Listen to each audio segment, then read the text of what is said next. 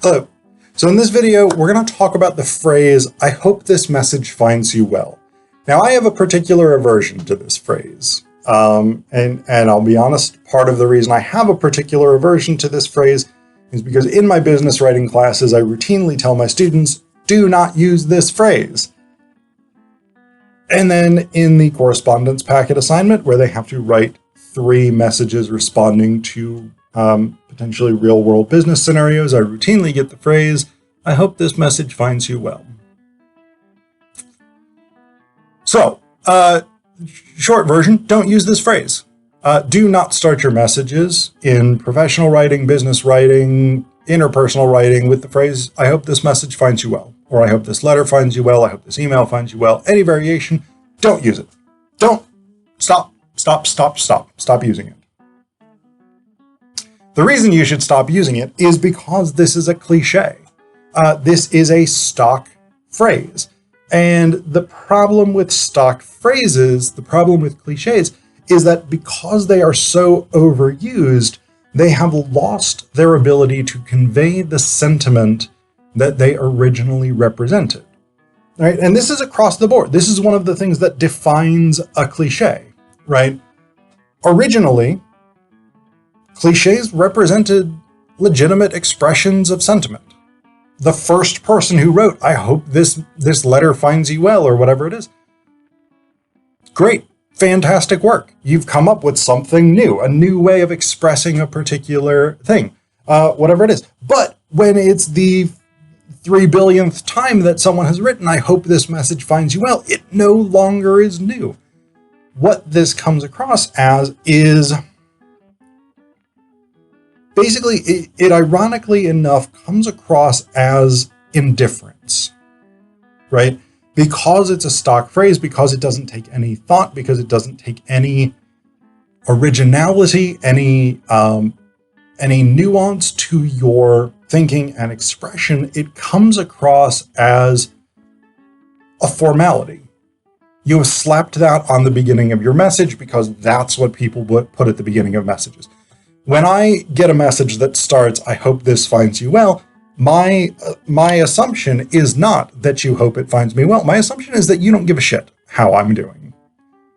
And that may be cynical, and that may be wrong. You may actually genuinely hope that I'm doing well. But what that phrase says is, I have followed a convention. I have followed a formality in putting this phrase at the beginning of this message because I believe this phrase belongs at the beginning of a message. This is, to me, like receiving a form letter, right? You get form letters all the time, whether that's job rejections, whether that's pre-approved credit cards, whether that's fundraising notices, whatever it is. Most people do not really regard them positively. A form message basically says, I'm not concerned with communicating with you individually. I'm trying to, in this case, communicate with a whole bunch of people. I'm sending this to 1,000 people, 5,000 people, 100,000 people, whatever it is. And you don't get individual time and attention. To me, that's what this phrase does. It suggests I have not taken the time and effort to actually come up with a personalized individual greeting that addresses you as an individual. Instead, I am using a stock phrase, slapping it on the beginning and moving on with my day. Readers don't appreciate that. Again, it is like getting a form message. If you get a form message, you say, okay, whatever, I'm not paying that much attention to this. Instead of, "I hope this message finds you well," you want to try and find something even that conveys the same sentiment, but will do it in a more unique, original way. I wrote it. So for academia, for instance, one way you can do this is, "I hope you're having a good semester. I hope you're having a good summer. I hope you're having a good quarter," whatever it is, whatever kind of thing. You can also just start by inquiring how the person is doing. Invite them to respond, invite them into a conversation. Hey, how are things going? Or you can make this more personalized, and that's often better. This will work for individual communications where you know something about the person. Something like, hey, I saw you had X project going on recently. How is that going? Or I saw it was your birthday recently. How was your birthday? So whatever it is, invite a response is a good way to start instead of this boring stock phrase. You may also, so that's really good. If you are writing to an individual and you know something about that person, you can draw on that knowledge in some way. If you are sending out a form letter, I would still say avoid, I hope this message finds you well, because it is still a stock phrase. It is still stilted, but you can convey the same sentiment in a different way.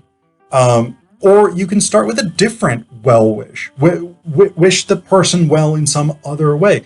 And it's going to read more authentically. It's going to be more interesting, and it's going to convey that I actually took the time and energy to think up something positive to say to you, human being, as opposed to sticking in the generic thing that you're supposed to put in a message. So that's my thing. Again, I am probably more opposed to this phrase than most other people. Most other people are probably not that bothered about it, but it's also not that effective. And that's the other thing here. Like, I have a very strong negative personal reaction to this, partially because I tell my students not to do it, and many of them do it anyway. But even for people who don't have a negative reaction to this phrase, it's unlikely that they're going to respond positively. It's unlikely that they're going to be like, oh, you hope this finds me well. That's so kind of you. What a great human being you are. No, it's unlikely that they're going to do that. Most people, I think, will recognize this as a stock phrase, and they will skim past it.